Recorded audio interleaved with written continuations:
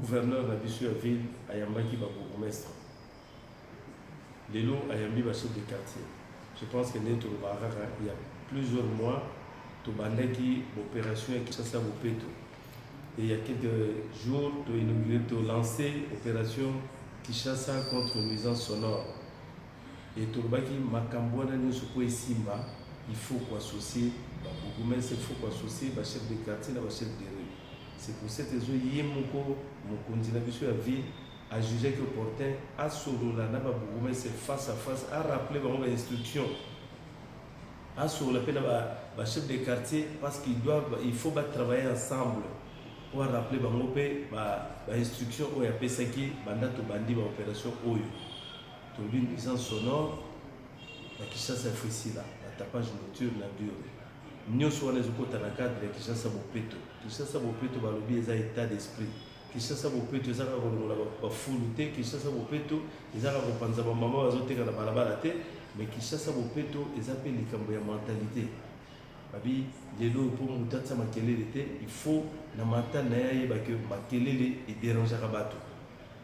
Yangoana, tu as lancé l'opération Wana, il y a Kinshasa contre nuisance sonore. Le 28 septembre, le gouverneur Autonoba a annoncé le lancement de l'opération Kinshasa Bopeto. L'opération Kinshasa Bopeto, ici et Bandakala.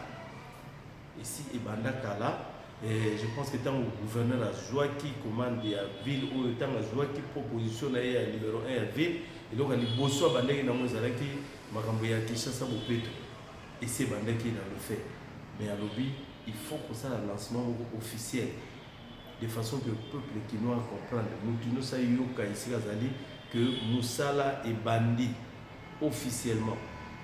Tout le monde a une nuisance sonore, il y a des gens absents, mais tout ça qui est lancement, on a tout le monde qui ont monaki et comme il peut s'appeler un effet, comme il peut s'appeler un retour pour le que quinois comme il comprendre que les lobes il faut y avoir air ni la musique, les locaux il faut y avoir voisin là, moi dans aucune classe, nous sommes conscients c'est comment, donc ça veut dire tout comme il faut comprendre qu'il faut changer de mentalité.